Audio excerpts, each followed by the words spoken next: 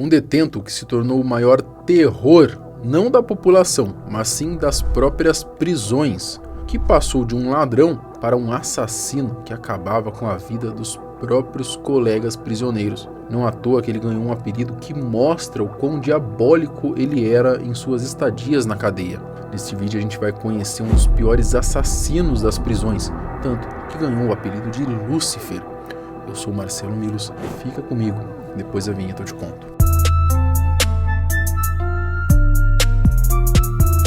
Marcos Paulo da Silva é um homem conhecido pelas mortes que causou direta ou indiretamente nos presídios.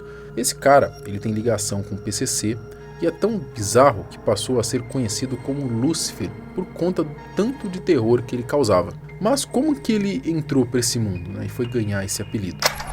A prisão e o PCC.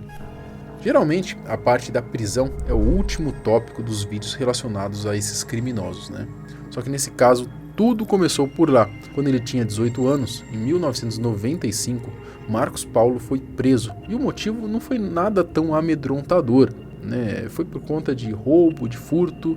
É claro que ainda assim é um crime, mas não tão pesado quanto um assassinato, por exemplo. E aí na cadeia, o Marcos incorporaria então a sua pior versão. Com 19 anos, um ano depois, ele já foi recrutado pelo PCC e a sua função era de dar fim na vida de presidiários. Ele era o famoso cobrador, sendo que quase sempre as suas vítimas eram criminosos sexuais ou traidores que vacilavam com a organização. Uma das características dos assassinatos de Lúcifer, das prisões, era de que suas vítimas eram totalmente decapitadas. E se você acha que ele se arrependeu de uma, pelo menos, das mortes que ele causou, você está bem enganado. O apelido. O Marcos ele tem várias tatuagens espalhadas pelo seu corpo, como tridentes, caveiras, uma suástica, demônios e até a frase Lúcifer, meu protetor. O senhor então acabou abrindo mão da sua liberdade, praticando todos esses crimes aí, se envolvendo com todos esses crimes. Liberdade não é só física não, espiritual, psicológico, eu tô liberto, entendeu? Tô preso não, fisicamente posso ser que eu esteja preso, mas espiritualmente eu tô liberto. O objetivo é isso aí, a nossa luta, ela sobrepõe essa liberdade física aí, a nossa luta ela sobrepõe. É melhor nós continuar lutando, que eu prefiro morrer lutando do que viver de pé. O maldito simplesmente abraçou o capiroto mesmo e com tanto gosto assim por ele, acabou recebendo esse apelido, deixando o PCC. Pensando nessa falta de assistência aí que a facção estava mais focada em lucrar do que com seus próprios membros, Lúcifer deixou a organização e com a moral que ele tinha conquistado, ele acabou criando a sua própria, chamada de Irmandade de Resgate do Bonde do Serafim. Pensando na falta de assistência e que a facção estava mais focada em lucrar do que com seus próprios membros, o Lúcifer deixou a organização e com a moral que ele tinha conquistado, decidiu criar a sua própria, chamada de Irmandade de Resgate do Bonde Serafim. A sua FAQ foi criada para continuar realizando esse trabalho sujo que ele fazia quando era membro do PCC. Inclusive, ele e seus novos comandados continuaram matando muitos inimigos da sua antiga família.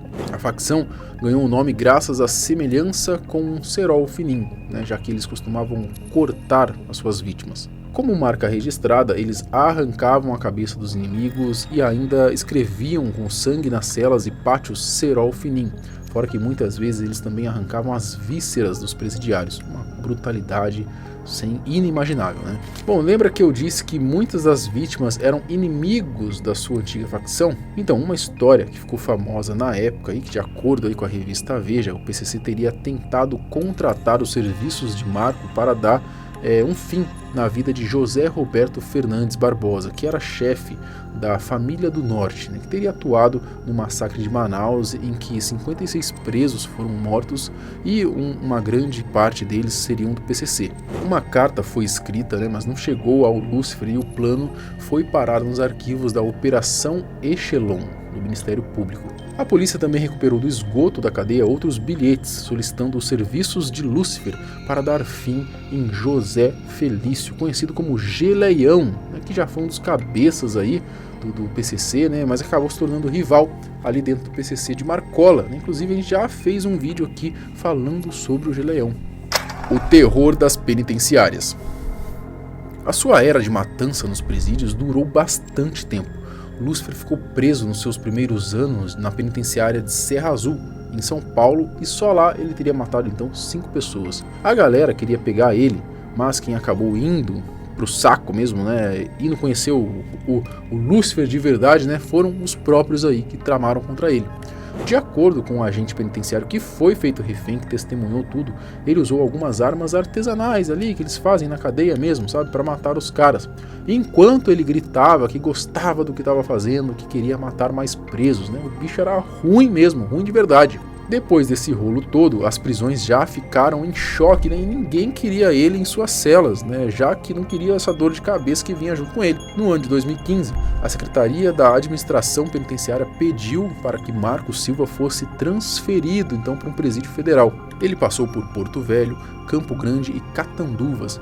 4 anos depois do ataque contra os 5 presos em Serra Azul, ele ainda teria ordenado a morte de mais 2 presos na penitenciária 1 de Venceslau, em São Paulo.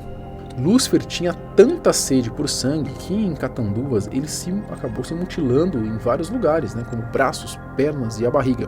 Teve até que ficar algemado à maca para poder receber os cuidados médicos. No começo de 2018 ele foi para São Paulo, mas em novembro do mesmo ano já voltou para Catanduvas e ficou por lá. Prisão separada. O Marcos passou então por especialistas e ele foi diagnosticado pelos psicólogos do Presídio Federal de Catanduvas como tendo aí transtorno de personalidade e psicose. E é óbvio que as mortes vão continuar por qualquer prisão que ele for. Pelo que eu li, né, parece que a ideia era até de ter um presídio só para a galera do Cerol Fininho, assim, né, como já existem para outras facções, né, para evitar essas mortes e desavenças que podem e provavelmente vão rolar nesses presídios convencionais. A ideia é válida principalmente porque aparentemente pelo menos 1000 presos já fazem parte então dessa facção aí de Lúcifer. A real que eu acho que essa facção dele então deve ser tipo como se fosse uma filial do PCC, né? Porque eles não têm uma treta com o PCC. E como ele tinha moral dentro do PCC, né? Eu acho que de certo liberaram ele para fazer essa facção aí, comandar a sua própria, como se fosse ali mesmo uma marionete do PCC mesmo, né? Pelo menos isso é o que me parece, tá? Bom, enquanto isso não acontece, né? O Lúcifer então fica perambulando ali de prisão em prisão, né? Já que nenhuma quer ele, né?